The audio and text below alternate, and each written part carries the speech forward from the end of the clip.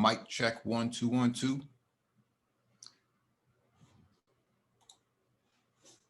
Hi, Mike. Are you there? I am here. Can you hear me? Oh, good. Yes, I can hear you. Sounds good. Welcome back to Engineered Disaster Talk. This is Disaster Talk episode 004, Lebanon, Libya, and the Logistics of Liberation. I'm here with my co-host, Martha. Hello, everybody. It's good to hear from you, Martha, again. So what are we talking about today? Well, what's been on the press for the past 2 or 3 weeks now, which is the case of Lebanon. I'm just going to go over some background information for people that might have missed some of the basic information that we have so far.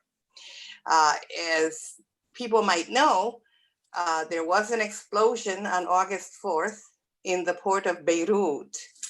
And according to the initial reports that were given by the Lebanese authorities, the explosion was owed to a fire that was started on Wharf 12 of the port of Beirut Harbor, on Beirut Harbor. And there was supposed to be a warehouse that was storing fireworks, although later they were talking about an iron welding factory that had caught fire. So that came later. At any rate, it was said that there were 2,750 tons of ammonium nitrate stored in the harbor, which it was ignited by the fire, and that's what supposedly caused the explosion. And the explosion was so powerful that people in the border with Syria and Cyprus heard it. Material damages reached the international airport. Cars and building facades in the center of Beirut were destroyed. An entire wharf actually ended up sinking into the sea. And some of the ships that were docking in the harbor were torched, and many of the passengers were injured. There were wheat silos that were destroyed, and a grain elevator containing 80% of the country's grain supply was also destroyed. So that's going to create a food shortage situation. Up to 300,000 people were left homeless by the blast, according to Beirut Governor Marwan. So, you know, this is pretty serious. Now, over 200 people were killed, close to 6,000 people were injured. Mm-hmm. Now, what's very bizarre about this is that although everybody from the Lebanese authorities to the Israelis to the United States are insisting that this explosion was the result of an accident, with either a fireworks factory or an iron welding factory catching fire and then igniting the ammonium nitrate. They seem to be bent on blaming this on Hezbollah. So, you know, they want to have it both ways. They don't want anybody to acknowledge or to consider the possibility, rather, that this was an attack. But whatever happened, they want to blame it on the Lebanese resistance, Hezbollah. In May, the Times of Israel resurrected a month-long a television program that had been viewed a month earlier. And it was a segment about a Mossad operation to supposedly expose Hezbollah-linked groups in Germany, which resulted in raids on warehouses that supposedly had stashes of ammonium nitrate. And these warehouses were supposed to be tied to Iran-backed Shiite groups. The raids were concentrated on 3 mosque associations in Berlin, the Dortmund, the Bremen, and Munster, which supposedly had allegiances to Hezbollah. The details of the Israeli intel was made public when Germany banned Hezbollah activity on April 30th. Now, I want to stop here because I've never heard any credible reports of Hezbollah activity anywhere other than Lebanon, where they defend their territory, or Libya, Syria, where they are there on behest of the Syrian government, which is having difficulties with the hordes of mercenaries that the US has inflicted on the country, claiming that they are quote unquote moderate rebels. Those are the only 2 areas. And so essentially Hezbollah is about defending Arab territory from US or Israeli aggression. Why would they expand activity to Germany or anywhere else? But according to a German newspaper, the Berlin Spectator, the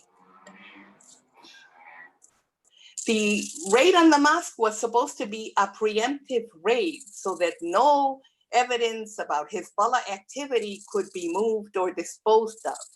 And yet, a member of the Bavarian parliament, where these warehouses were supposed to be, asked for confirmation.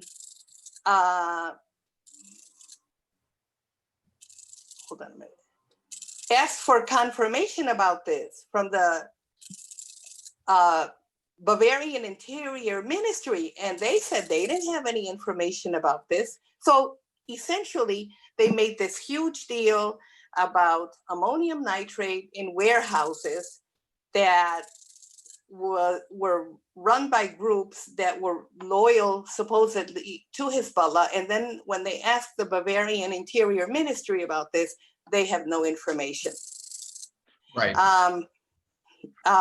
There was another case that they revived. Interesting how they don't have any current evidence of anything. So they start reviving the fake news, from God knows how long ago. There was the case of a Lebanese and Swedish gentleman by the name of Atris Hussein. And he was arrested in Bangkok for possession of large amounts of fertilizer, which, according to the Thai authorities who arrested him, could be used to make explosives. He was accused of hiding 3 tons of ammonium nitrate for quote unquote nefarious purposes. He was arrested in Bangkok at the airport after the US issued a terror warning and after the Israelis started claiming that there could be the possibility of an attack by Hezbollah. Hussein denied having any terrorist connections to anyone, and he was given 2.5 months for illegal possession of fertilizer. But what's interesting is that the courts found no evidence of any ties of his to Hezbollah. So I think what's happening here is that it becomes a he said, she said sort of deal. Yeah. And so it's interesting we bring up the component, which is ammonium nitrate fertilizer, the components in the fertilizer. So I want to bring up, let me just grab the article real quick. I want to bring up the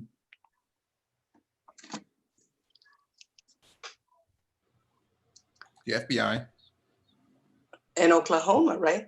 Yes. So I just want to bring up the FBI's statement on their website. And this is from the FBI's website, Oklahoma City bombing that happened 1995, April 19th. And I'm not going to read the whole thing. I'm actually not going to read it at all. But what was used in this bombing was the same components, okay? And what McVeigh wanted to do was use this ammonium nitrate to, in the back of a truck as a vehicle to deliver it, and actually lift the building off its foundation, which it actually did. The front of the building was made of glass, and it was the perfect place to place this sort of contraption. In order for something like this to detonate, you need an added component, an accelerant. Initially, McVeigh wanted to use rockets. Now, the rocket component comes into play because, according to, let me pull up this other article. I'm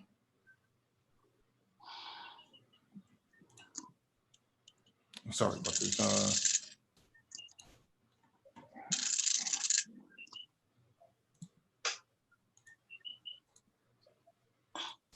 Now, at that time, can I ask you a question while you're looking at that?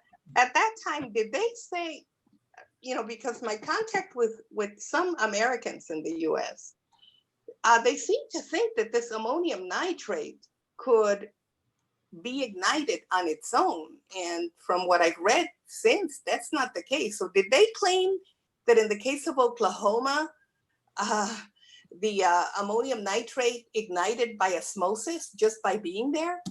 No, so in Oklahoma, McVeigh actually acquired liquid nitro, okay, 350 pounds of it. And he got it as he was racing motorcycles on a drag strip in NASCAR. I forget the name of the organization, but basically this is unlicensed. So he was able to acquire the 3 barrels necessary for racing, but actually using as an accelerant for the Oklahoma City bomb with the ammonium nitrate. So you take the 2 of those plus Tovix, which is another component, and now you have basically a mini nuclear weapon. Good Lord. It's basically a mini nuclear weapon. The point that I'm making here is, in the case of Lebanon, the suspicion has been that by President Michel Aoun, that a missile quite possibly could have been the driver for all of this. Now, he doesn't have sufficient evidence to prove it, but there have been many people on the ground who have said a projectile was seen impacting the facility. And so what kind of projectile could be seen doing this? Some people said thermal cameras would have picked this up, but there's nothing on cameras. There was no flame or anything like that because it's not a rocket. Well, it just so happens that IAI has a device. Let me pull that up from the docket and description of the video. And just before you do that, I've had, when I brought up the issue of people citing, people having cited some kind of a projectile heading toward the port. Mm-hmm. People have pushed back at me about how it is that nobody has seen the video of that. If that is the case, why did no one present a video of that? Well, do remember that a lot of the media, where a lot of these videos would be shown, are now engaging in a great deal of censorship. So it could be that people attempted to send the videos and they were censored. And so that just because we haven't seen them, it doesn't mean that no projectiles exist. Yeah, absolutely. So this is the drone from IAI. Okay, it's called the Harpy, a mini Harpy. This drone is an electric drone. It's not a gas-based drone. It's launched from a canister, kind of like a Pringles can, like a projectile. And then it expands its wings and it can glide for up to 100 kilometers, which is a pretty far distance for a drone to fly. And it has a 8-kilogram warhead in its body. So as soon as it sees its target, it can engage or disengage. It has all of this sort of intelligence built into it, and it can be handled from multiple locations on the ground. So you can fire it out of a window, you can fire it out of the back of a truck, you can fire it from a plane or a helicopter. Israel has been known to violate the airspace of Lebanon for the last 20, 30, maybe all of its existence. In this, sorry to interrupt you. As a matter of fact, the army of Lebanon had recorded 29 violations of the Lebanese airspace by Israeli spy planes 48 hours before the explosion. And there were also patrols in the Syria-Lebanese border by 4 U.S. spy planes that were registered on their radar imaging system. So, and Netanyahu, hours before the explosion, had issued a warning to Hezbollah. This was in relation to the killing that they had done of one of Hezbollah's officers in Syria. And he said, we hit one of the cells and now we're going for the dispatchers. This is something that you in Lebanon and Hezbollah should consider. And he had said this during a military tour, during a tour of a military facility in central Israel, and he had issued this warning hours before the explosion. Right. So this drone called the Mini Harpy has the capability of abort and re-attack capability. Okay, it has battle damage assessment capabilities. It has man in the loop or fully autonomous operation as an option. So this drone can fly on its own, given the grid coordinates to attack or abort a mission. Canister launch from the ground or naval platform. So any warship or any ship for that matter could actually launch this drone and it could reach its target at any given time. And what we see in these pictures is that this drone can fly pretty low undetected. Okay, you would never know it's in the sky unless you can hear it. And so what people have witnessed on the ground, and what they protest to witness on the ground, is that there was a projectile. You're breaking up a little bit. Okay, sorry. What some people have said is that what they witnessed on the ground was that there was a projectile that landed into the port area where the warehouse stored all of the ammonium nitrate. Now, I'm sorry, let me pull up this.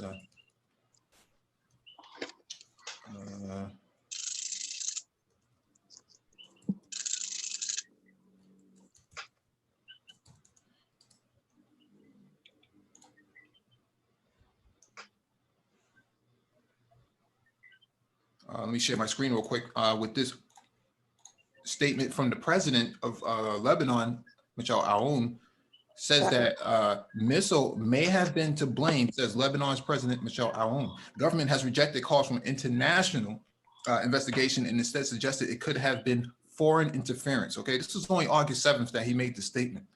Yeah, I saw that. Yeah, and so what we're seeing here is not just speculation, but also witness testimony on the ground that something impacted this facility And the only sort of device that fits the description is the harpy, the mini harpy from IAI. Who could have done it? Could have been a variety of people, could have been a variety of actors. The main actor is always the adversary. And so when it comes to Lebanon, they were already in a dire crisis. They were already having a economic fallout. Aggressive financial engineering went into play to actually create this sort of financial crisis that then led to an importation of resources such as your staples, food and grain and things like that, agriculture. And now you exacerbate it more with a 9/11 style attack against a country that's already poor. Well, they import about 90% of what they consume.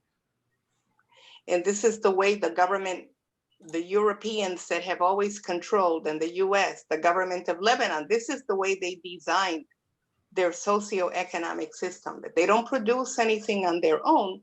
They have to import everything. And of course, they have to privatize all services, which is part of what is causing a good deal of what is causing the unrest in Lebanon. So you do this to a country and you literally bring it down. And it doesn't help that in addition to the sanctions that the United States has placed on Lebanon, it used to be that they were able to import from Syria. So that cut costs a little bit for them in terms of it lowered some of their importation costs, because the transportation costs weren't going to be high. It was from a neighboring country.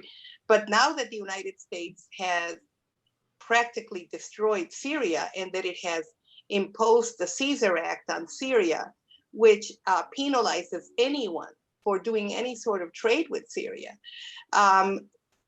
Lebanon is caught in the situation where it has to import what it needs from even much of it outside of the Arab region. And this is what is causing the unrest. It isn't simply, this terrible government that the Western powers have no control of and they have nothing to do with. The people that are now insisting on changing the government of Lebanon again, Macron with his new pact, they're the ones to blame for the economic difficulties of Syria. As a matter of fact, one of the things that they did was they sabotaged an attempt. There were sectors, because as you know, Lebanon has a mixed government. It has sectors within it that are Christian and that are pro-US and pro-Israel, and there are Islamic and even some Christian sectors and other sectors that are pro-resistance and pro-Lebanese sovereignty. And so they wanted to go ahead and participate in the Chinese Belt and Road Initiative. Reasons that this situation just happened in Lebanon, by the by, the US wants to stop that initiative at all costs. Right. And so they wanted to start engaging in the creation of rail lines that would connect the coastal cities and that would connect Lebanon to Jordan and create rail lines that would go on through to Egypt and up to Eurasia.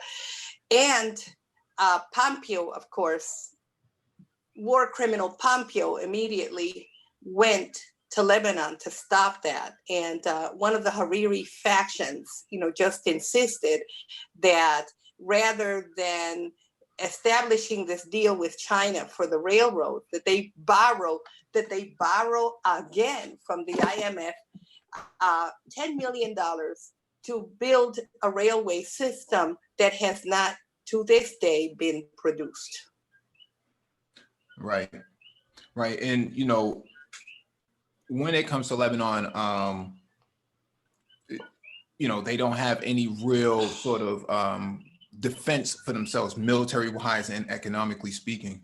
And so I don't know how they're supposed to address this, because the sanctions that, you know, the U.S. has put on and the European Union has put on Lebanon actually impacts them even more, exacerbates the issue. So the first step to actually liberate Lebanon is to lift the sanctions.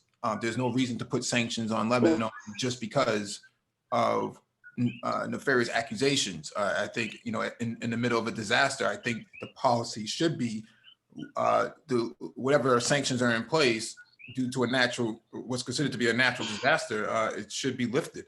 That's one area. Do you have another area you could think of? Or for Lebanon to, another possibility would be for Lebanon to basically tell the Western powers to take a hike and what to do once they get there, you know, and to embrace the deal with China and Iran and Syria, because, you know, as investing partners go, China is not a bad deal. I saw, for instance, let me digress for a minute, but in the case of Bolivia, when they were getting ready to do the lithium deal there, they had a deal whereby the Chinese would invest in the lithium mines to extract it, but they would not own them. They would not have any control of the mining, you know, the resource. And it was a 50-40%. So, you know, they would have 40% of the profits, and Bolivia, I'm sorry, they would have 50%. It was 60 to 40%, I'm sorry, 60 to 40% of the profits in favor of Bolivia. And in addition to that, they were going to invest in the creation of factories so that whatever you could produce with lithium could be produced in Bolivia. And therefore, they wouldn't have to be paying an arm and a leg to any other Western power to purchase the products that come from their own natural resources, you know, because they would be producing them right there in the country. And, you know, Venezuela and other countries have those sorts of deals with China. And there's no reason why Lebanon would, you know, could not either. So it's a much less ruthless investing partner than the US. They could do this, and this would be a way out of the debt with the IMF. And it would be a way that would allow them some real reconstruction of their country. Mm-hmm. Let's move on. The last point I just wanted to have on the screen is basically from the diplomat. Lebanon looks to China as U.S. Arabs refuse to help in the crisis. So struggling with an economic catastrophe, Lebanon is the latest country to be caught up in U.S.-China tension. So Lebanon is looking to Iran and China for help in a variety of ways. So we'll keep an eye on that and see how that plays out. But that's the logistical aspect of it. Let's talk about Libya. We have a half hour ago. What's your analysis on Libya as it stands right now? Well, the truth of the matter is that when I first heard of Haftar, you know, coming in with troops to sort of bring down the UN created government, I thought initially it was a good thing, you know, because as you know, the UN in the end became complicit in the destruction of Libya, destruction of a country that had no reason for being. There was no violation of human rights in Libya. Libya had the highest income, the people had the highest income in all of Africa. There was free education. There was free medical care for the people. There was, people had free housing, not free housing, but at least accessible, affordable housing. When people got married, they would get a certain type of subsidy from the government so that they could use it as a starter for purchasing a house. If people had to study outside of Libya, because the Libyan educational system didn't have, a particular area where they wanted to specialize in, the Libyan government paid for that. This is what Libya had. This is what the US destroyed in Libya, that war criminal Hillary Clinton. This is what she destroyed. All of those lies about that, by the way, Amnesty International and Human Rights Watch, which for all intents and purposes are nothing but propaganda arms for US, coist initiatives all over the world. This is, that whole nonsense about Gaddafi giving Viagra to his soldiers so that they could rape, lie. In the end, Amnesty International, of course, it waited till Libya was destroyed to make this admission. But then they said, oh, it appears that there was no evidence to that claim. Nice of them to have brought that up after the United States got away with doing what they did in Libya. And so Libya is now a failed state. It is broke, it is fragmenting. There's a civil war going on. In addition, you have the United States is responsible for having brought slavery back to a part of Africa, to Libya, yep, where, after it had ceased to exist some centuries ago, and they bring it back. You literally have slave auction blocks going on in Libya. Well, this is the kind, Go right ahead, finish, please. This is the kind of so-called democracy that the US brought to that country. All of the migration crisis that is going on is because of the misery that was done to that country. All of the money from the public coffers completely disappeared. It was stolen. And so they created the migration. The United States and the West are responsible for all of those Libyans who have drowned trying to get out of the country, of what they made of their country. They're the ones responsible for that. Yeah, and if we go back to the beginning, 2011, you had a very fractured, or at least the beginnings of a fractured country because of outside interference. Yeah. And Gaddafi was supposed to be exiled to Moscow via at the time of Russia, the Russian Federation president Medvedev. He was supposed to board a flight and go to Russia, and this did not happen. What happened was you had death squads looking for Gaddafi, and they tracked him down through his Iridium phone by AFRICOM. And so how we got to this point is that all of these tribes or groups are now unstable because the state has fallen apart. Once the government collapses, everything else falls with it. And so you have someone with the United States who says, we came, we saw, he died. Yeah, Hillary. Yes, very disgusting statement. But you also had many people who, were assassinated or at least killed as collateral damage in this, who did not need to die. And so you have multiple militaries, nation state militaries inside Libya right now. You have Turkey, you have Egypt now, as we've seen on the screen. Egypt might send troops to back General Haftar. This was only 2 days ago. Okay, Egyptian troops at the border. And isn't he working with the Mossad now? That's what I didn't finish saying, is that at first I thought he was a hopeful thing, and then it turns out that he had been working with the CIA when Gaddafi was still governing the country. And now he apparently, works with the Mossad, and the Israelis are giving them arms.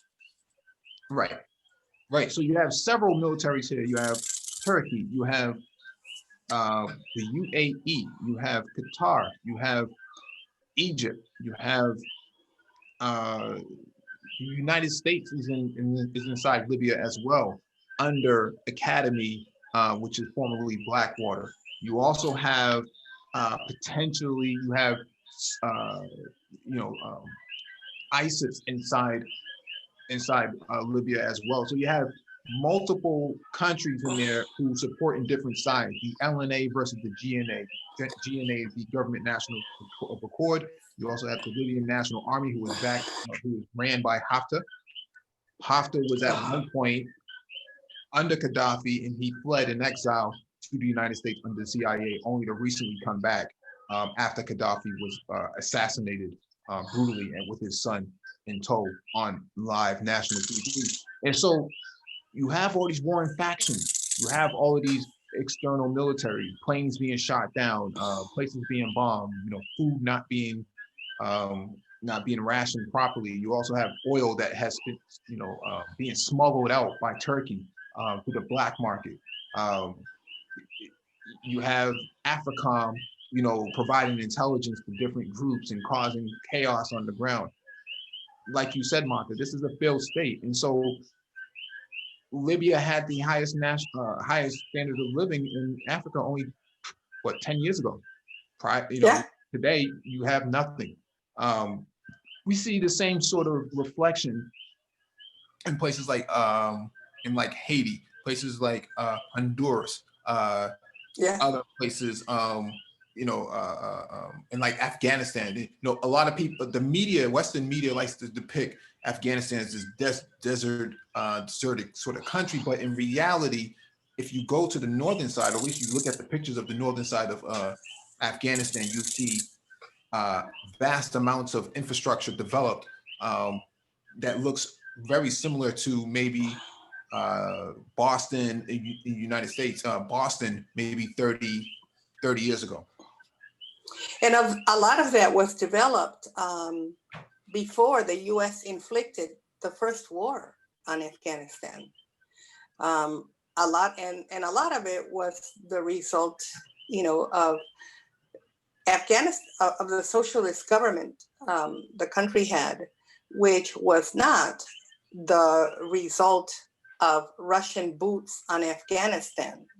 There was a sector of the Afghan population that wanted socialism, and so they had that. And it's interesting because the United States, when it went into Afghanistan, especially for the second time, they were shedding crocodile tears over the plight of Afghan women under the Taliban and how repressive the Taliban was, that it wasn't allowing women to go to school and to study. Well, when they went into Afghanistan for the first time, Afghanistan had education for women.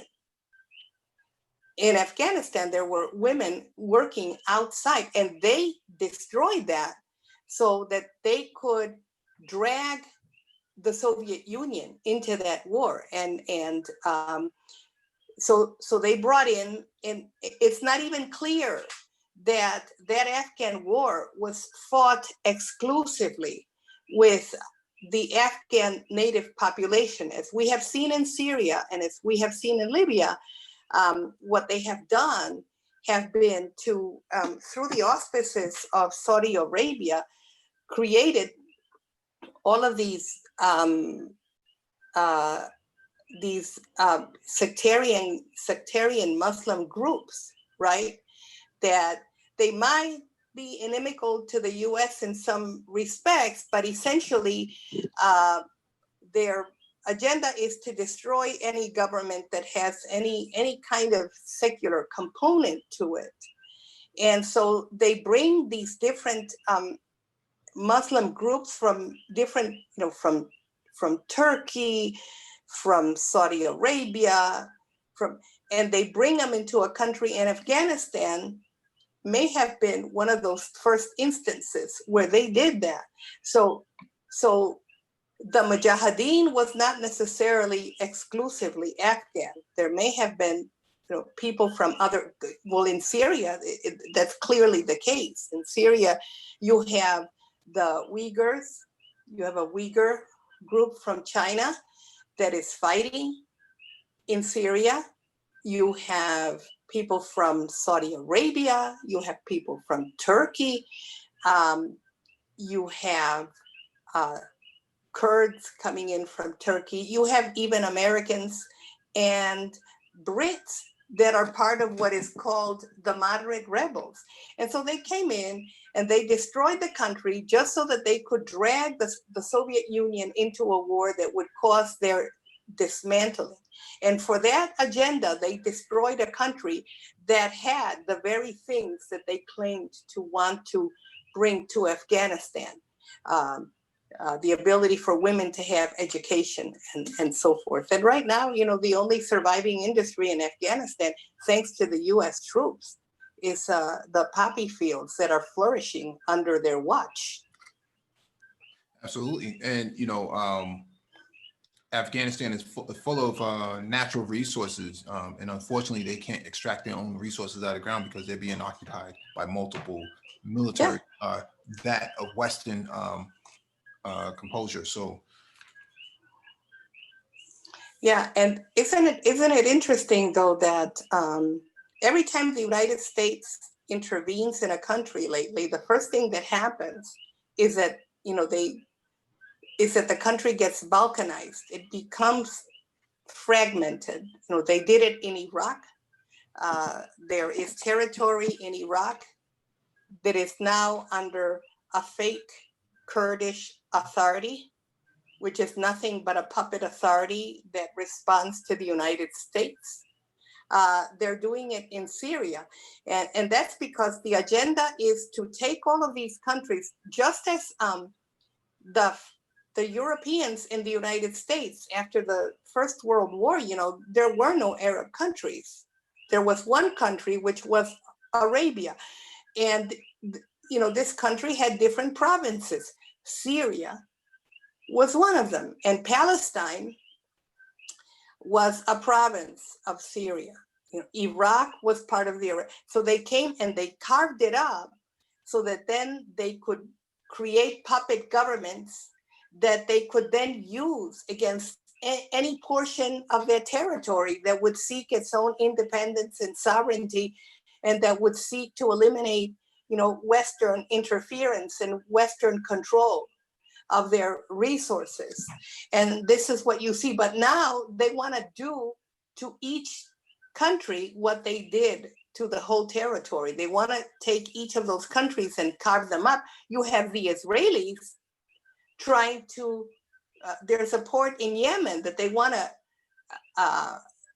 they want to partition from the rest of the country. And they're literally arming groups in the area where that port is that supposedly want independence. And it's like what the United States is doing in terms of Hong Kong and China. Hong Kong is not a separate country. It's part of China. And the United States has no more right to expect China to sever its own territory than it would have the right, then England would have the right to expect France or Germany to do the same. Right. It's the crux of all of this for Libya is that you could see a fractioning of Libya from a state institution perspective, where the GNA, which is the Government of National Accord, takes the western part of the country and the LNA takes the eastern part of the country, and you have a completely new country inside Africa, two new countries inside Africa that has to be recognized now because of the indifferences. So this is what happened with Sudan. Now you have South Sudan, okay, broken apart. Although some people say, it's people power, I don't see how much power people can have in a fractured state. That exactly. Foreign interference. So Any last words before we close out of this? Because the logistics aspect of this is really nightmarish, because you have all of these tribes on the ground, these groups on the ground who don't have a government to look to, because the institutions have failed due to external interference, i.e. that of France, that of Britain, and that of the United States. And because you have so many mercenaries continuing to be flooded into the country, it's going to be very difficult for anybody to try to create some kind of resistance to all of this that would unify the various populations in Libya, and at least, and to the extent that no portion of the initial government of the country survived, that's going to be very difficult. In Syria, the good thing about Syria is that to the extent that the state has survived, in spite of what the United States has done to the country, and in spite of its de facto fragmentation of the territory, that government could have the hope of eventually booting them out and reunifying the territory and reconstructing the country. In Libya, I really don't know. It's going to be very difficult. But this is what the U.S. has in store for every country it interferes with. Actually, they tried that scenario in Bolivia. Before the final coup against Evo Morales, one of the things that they were supporting was it was called the Crucinista movement, and they were essentially giving them money and arms to try to sever the more mineral-rich areas of Bolivia from the rest of the country. They're talking about doing the same thing to Venezuela, carving it up into 5 different countries so that they can have control of the oil and the gold and everything the country has, rob everybody blind, and have 5 different governments in the same country fighting each other. And they do what they want. And anyone who thinks, and I'm speaking now to the US left, who has this lovely, lovely tendency lately to support every regime change agenda the United States comes up with in the name of people power, democracy, or whatever the hell else, they could think of. This is what the United States has in store for anybody that they intervene with. And if you call the destruction of nation states democracy, if you call the theft of all of the resources democracy, if you call turning countries into rubble democracy, if you call turning states into raging civil war states democracy, then you really need to go and look up the definition of democracy again. Absolutely. I think that's a good way to end this. Thank you, Martha, for partaking in this, and everyone else who happened to join in on the chat side and hitting the like button as they came in and sharing the video if possible. This was definitely an interesting discussion because of all of the history behind it, and some people may have known and some people may have not known. So thank you, Martha, and good night to everyone else. Thank you, Mike, Shalom. for inviting me to participate on this. Absolutely. Salam. All right.